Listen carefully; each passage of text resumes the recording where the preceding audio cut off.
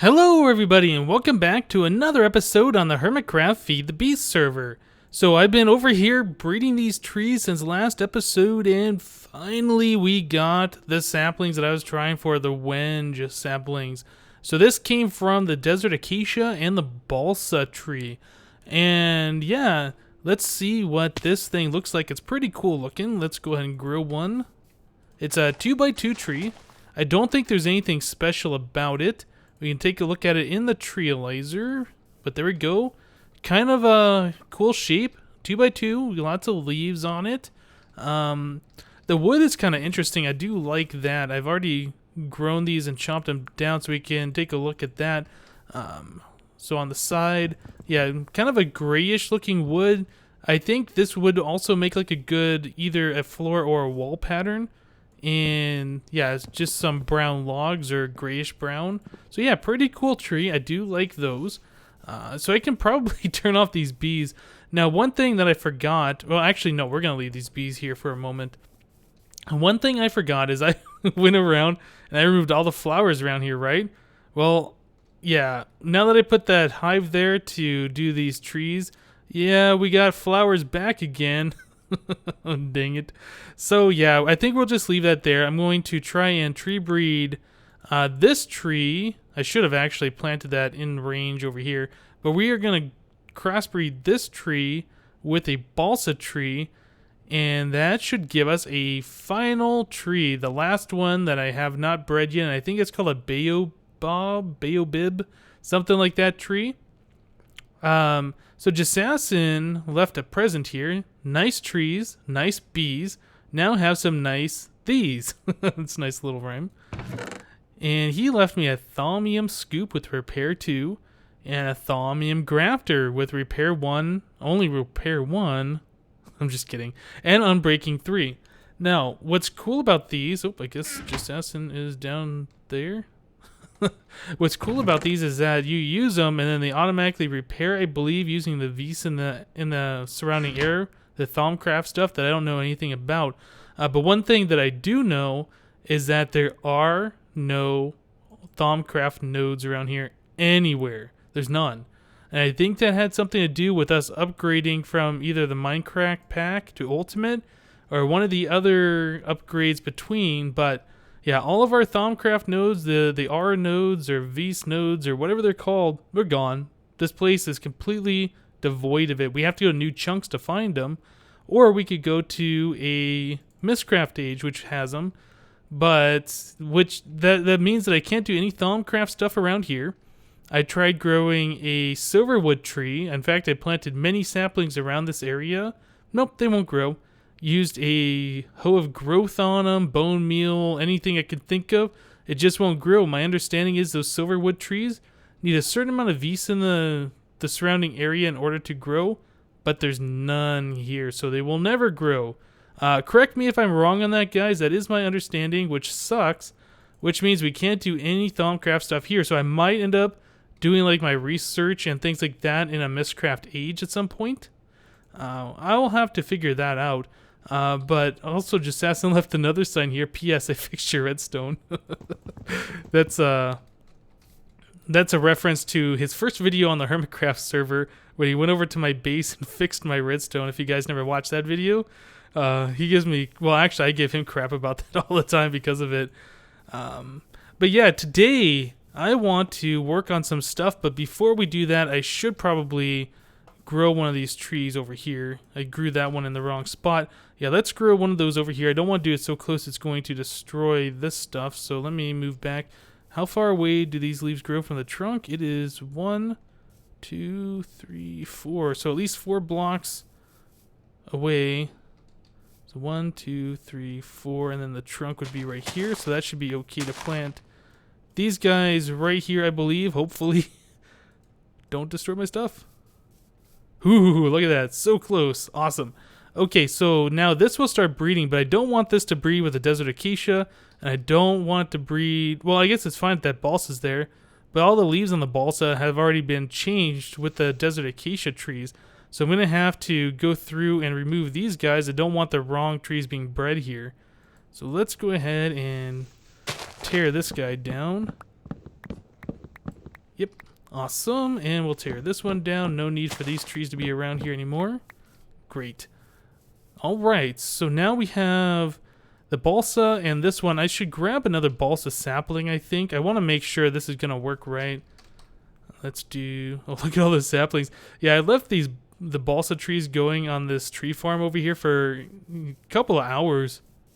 So many saplings, so many logs. So good. Love the tree farm. Okay, so we'll just grow... Oh, I don't know. Maybe one here. One there. Good enough. Just get a couple of new one of these guys growing. Awesome.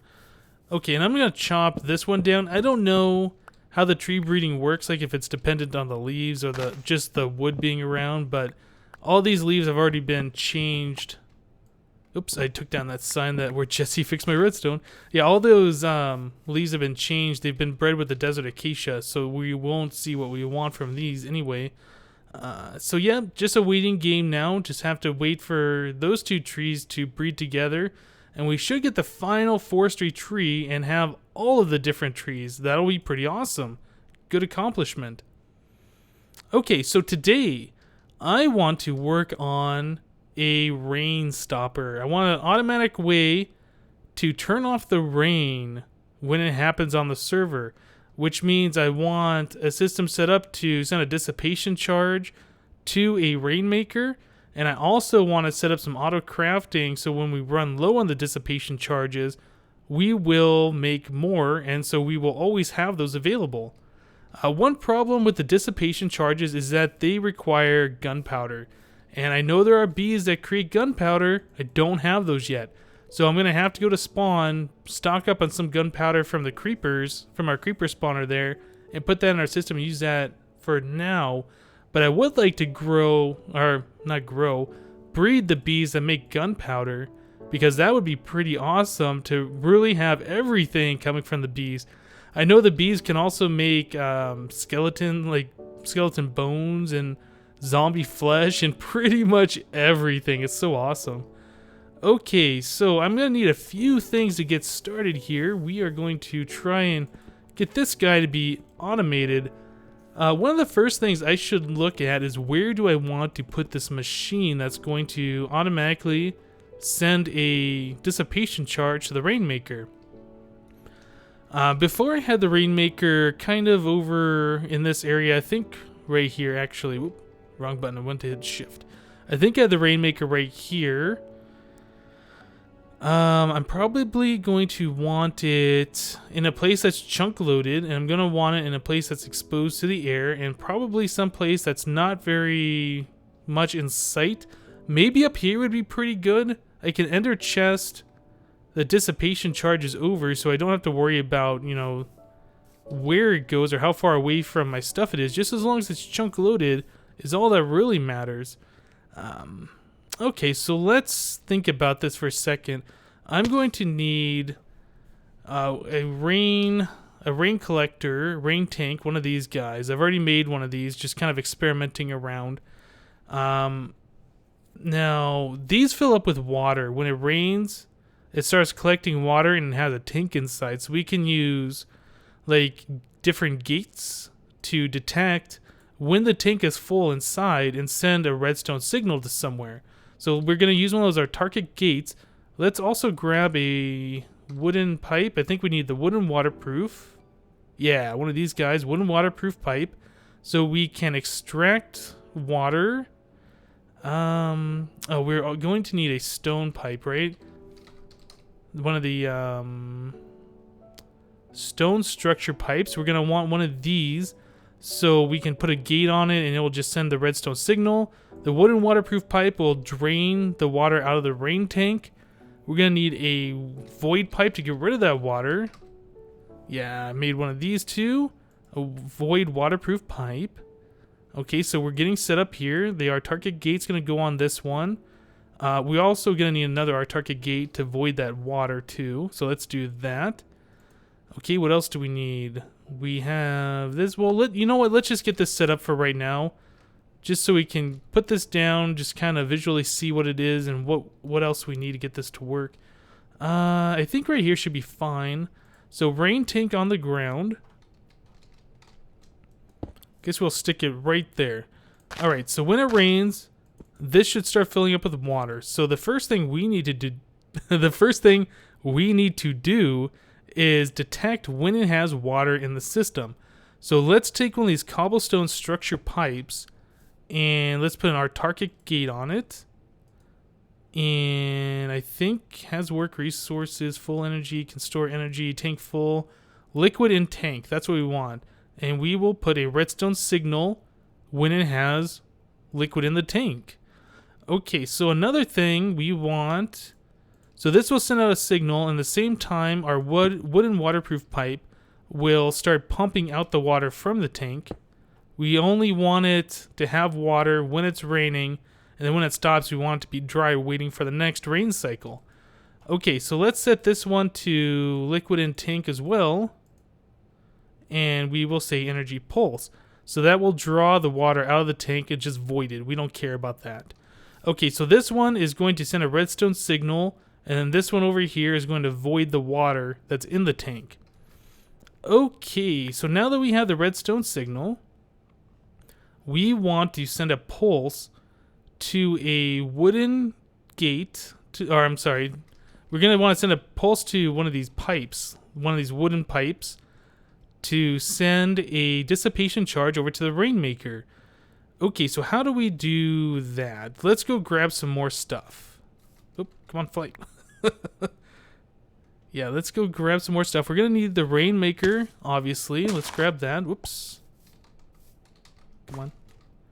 Alright, so we need the Rainmaker. We also need... Oh, there's a red power item called a pulse emitter, I think.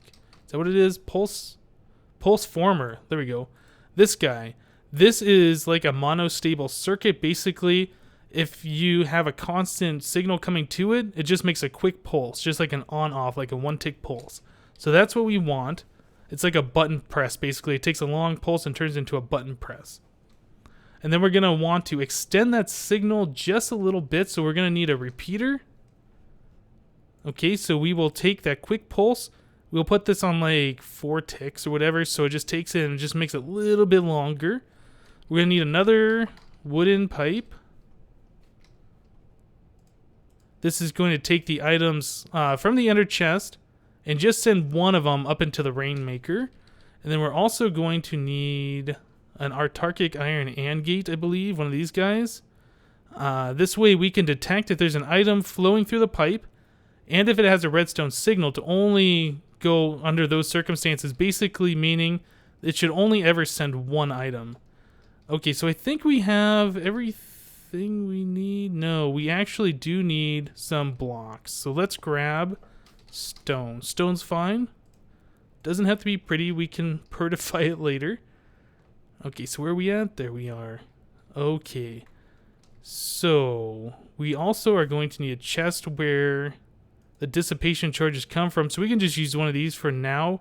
And later I will replace that with a ender chest. Okay, so this is going to send a pulse. So we can put a block here. It should get that pulse. Oop. Yeah, as you can see, as it started raining, these lights turned on. Let me do this manually for now, just because the rain is super annoying. Yeah, we just want one item to go in there and it to do its thing, and then the rain goes away, which is awesome. Okay. Yeah, and you can see right here that the water is coming out through that pipe and it's just been voided. Now the tank's empty, so this is all turned off again. Very cool. Okay, so let's see. We want this pulse former. I guess we don't need that block here, actually. We want the pulse former right there. I think that should work. This should send out a small pulse. So then at this point, let's see. How are we going to do this? We need that to go into a repeater. Where's the repeater? Oop, careful. Yeah, we want that single pulse to go into the repeater. We want it to be a little bit lengthened. And then from here, we want this to be transferred over into like a block or something. This is going to look really ugly for now. I'll probably compact this a little bit later and make it look nicer. Okay, so this block now has power. So we can put a pipe here. We can put a chest here. And let's see, what else? So we want that to have, if the redstone signal, if it has redstone power and if the pipe is empty. And redstone signal on, energy pulse. So it'll only pull out if both of these conditions are met. So it's waiting on that redstone signal. Okay, and finally we can stick the rainmaker, or not the rain, yeah, the rainmaker, I guess right on top. I think that's all we would need to do, and just throw some dissipation charges right in here. Okay, so this gets water. This redstone signal turns on. It sends a quick pulse, which gets lengthened just a little bit, powers this block. This gets the redstone signal. This turns on. And it should only send one item into the rainmaker.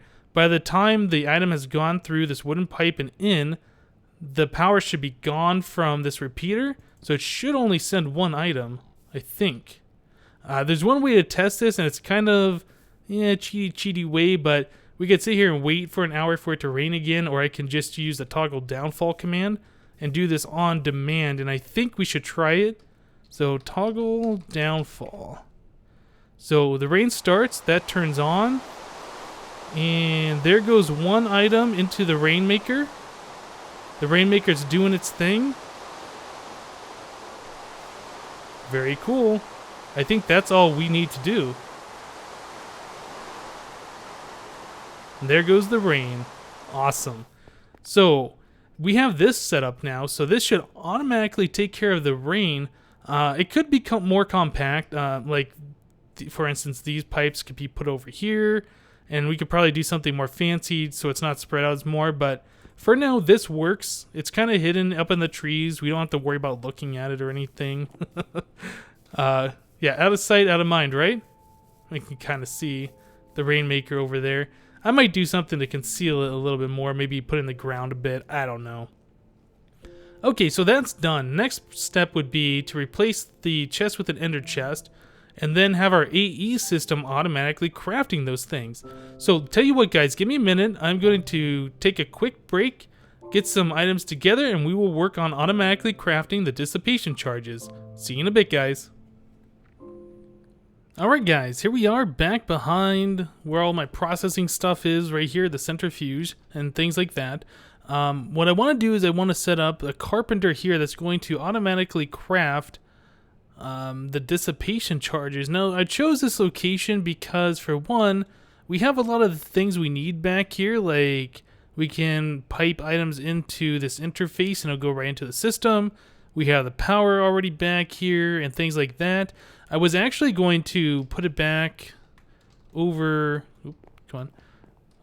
back behind where these tanks are, but the problem is the floor is finished back there, and I really don't have a place to put water without ruining the way the floor looks. Not like we can really see the floor anyway because it's all walled off, but yeah, I just thought that this would probably be a better spot to do it. So what I want to do is I've made a carpenter, so we got this all set. I think I want to put the carpenter maybe right there. Although, no, I think it should go lower, actually.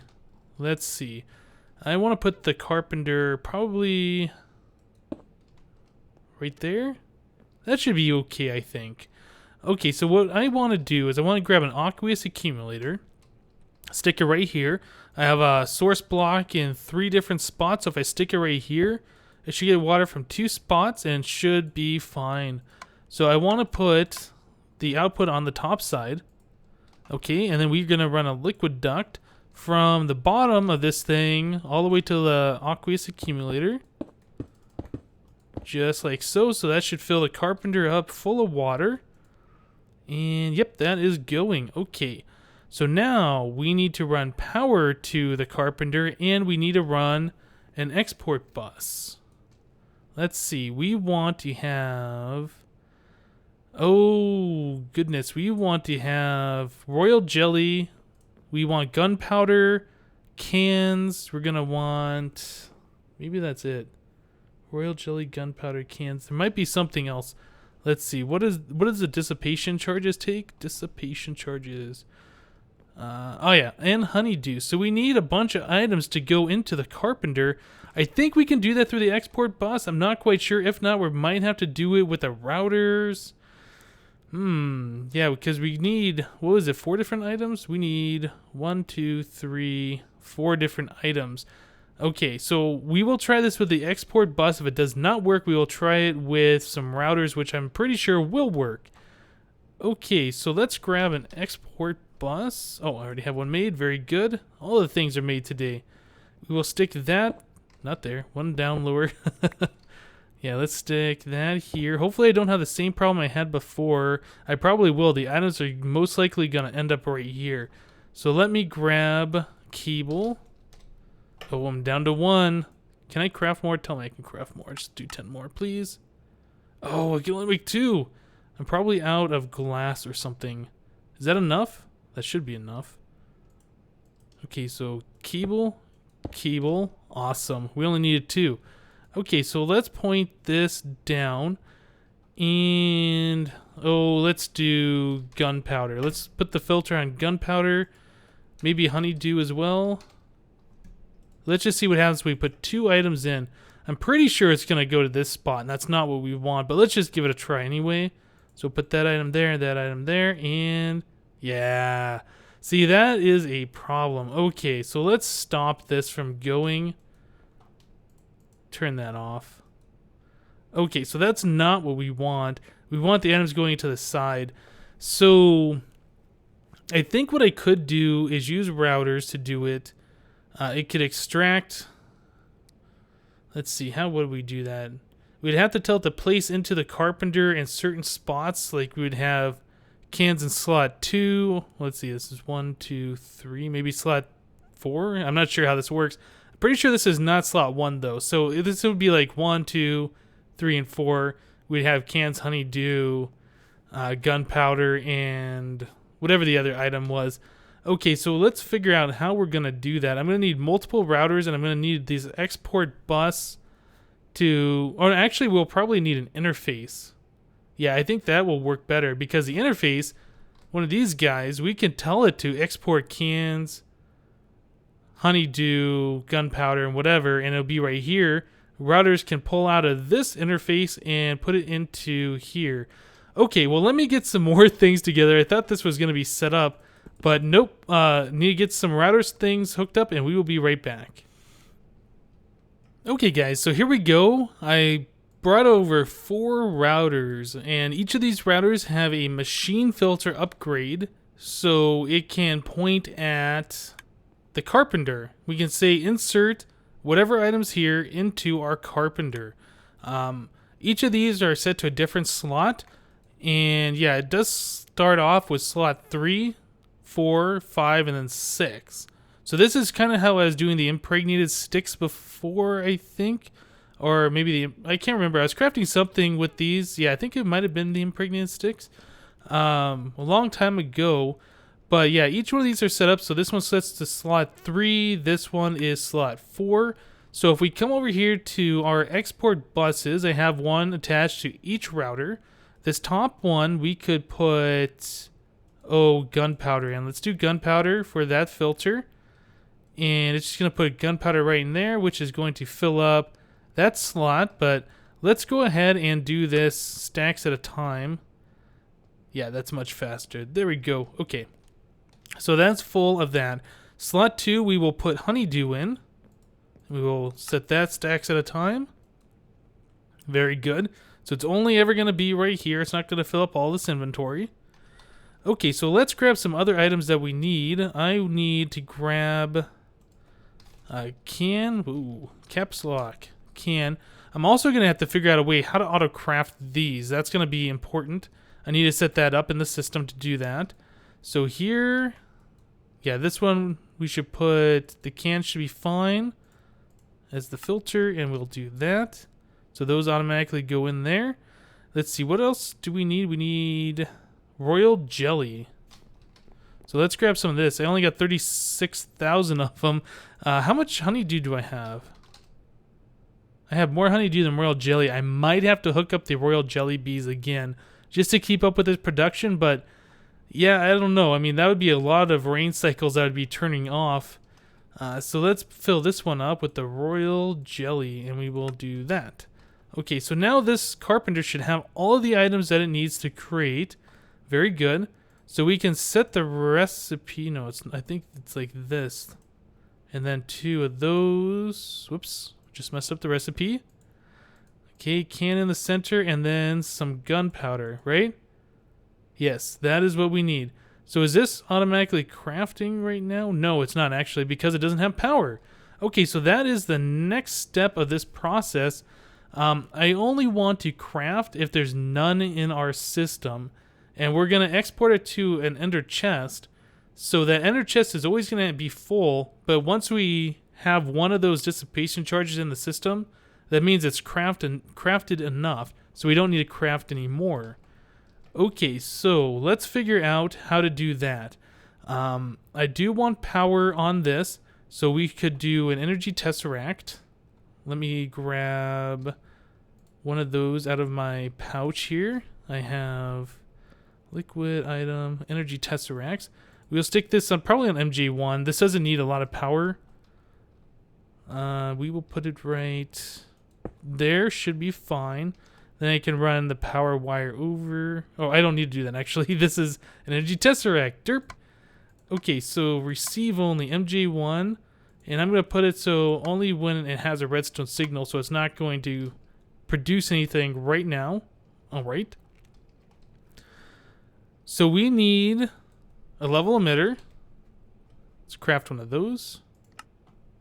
Awesome. And we're going to put the level emitter right here. Let's point it at it. Oh, one too many clicks. There we go. And we will need a cable to attach that over to this interface so it's part of the network.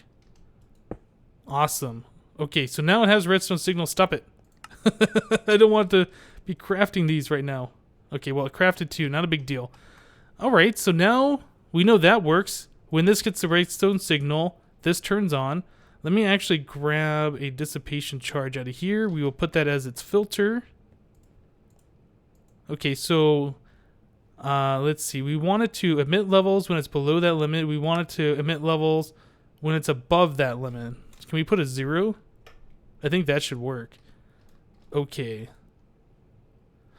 Right, so that should be working now. Now I just need to get a way to get the items out of the carpenter and over into the interface, which is pretty simple to do. We just need a wooden pipe, our target gate, one of these guys, and our target gate, one of these guys, and finally, let's do some golden pipe. Oops. Yep, that should be fine. Okay, so let's put this on the bar. And these guys, very good. Okay, so we should just be able to pull out of. Ooh, actually no, because if we pull out of there, it's gonna try and go into this router, I think, and that might be a problem. Well, this router is full of cans, so it can't go that direction. So it should go the other way that we have set for it. So we will do this and that. We will just assume that this is going to work, but this is not an ideal setup. I should figure out some other way to do it. Maybe move these routers over just a little bit, or I don't know. I'll figure that out off camera. Okay, so we will put that in there, and we'll say items in inventory, energy pulse, and that should pull out the dissipation charges only, I believe. Yes, there we go. Okay, is that still on? Okay, so this is always going to be on with items in inventory. Ah, okay, so now I need to switch this. Emit when levels are below limit 1. Okay. So this should always keep one item in the system. If we export all of those over into an ender chest, it will eventually go below that limit, and it'll auto-craft more. So that should be pretty good. So now all I need to do is grab an ender chest, hook it up. It doesn't have to be over here, but this is where I've done all the other ones. I can just hook it up right over here. Let's grab this other export bus that I have. Flip this so it's pointed down. And we need to set the filter on one of those to a dissipation charge. We'll do stacks at a time. Now I just need to grab some ender chests. Oh, I do have some in here. Good. What color do we want for these? The dissipation charges are kind of an orangish color. So maybe let's grab some buttercups. I don't think I've used these for much anything. 3 and... whoops. So there's 6 of them. Okay, so let's take the buttercups. Turn those into the orange dye. Grab these guys, put them on the ground, and we will color these orange. Orange, orange, orange. Orange, orange, orange. Great. Oops, broke that block. Okay, and let's stick the ender chest here. So this should fill up with all the dissipation charges, which empties the system, so it should start crafting more over there on the carpenter. There we go. There's 13, 14, 15. And once this fills up, we'll craft one additional one, which will go into our inventory in the ME system. And then it should stop crafting more. Very cool. Okay, so now all I have to do is take this ender chest, stick it over to where we have the regular chest by the Rainmaker, and this project is pretty much complete. There's a few cleanup things that I want to do and make this look nicer, of course. I gotta watch out, my energy level is almost gone on this gravity chest plate. But yeah, let's come up here and let's put down the ender chest right over here. We can take those out, break this, place ender chest here. Oop, not there. Whoa, that's completely the wrong spot. Yeah, place the, I guess we can just do it like that. Place the ender chest there, flip this around now. That changed on me, okay. And we can just put those in there. Awesome. So now we're automatically crafting the dissipation charges, and we're automatically turning off the rain when it rains. So I would say this project is complete. Alright guys, I think that's going to do it for today's episode. I had some requests for doing a bunch of building on camera, a bunch of the like machines and things like that. So hope you guys are happy with that. Might not be the funnest project ever, but it is cool and it's very useful. Everybody on the server, I know, will enjoy the fact that we will get rid of the rain immediately. Alright guys, so that's going to do it for today. Thank you for watching, and we'll see you next time.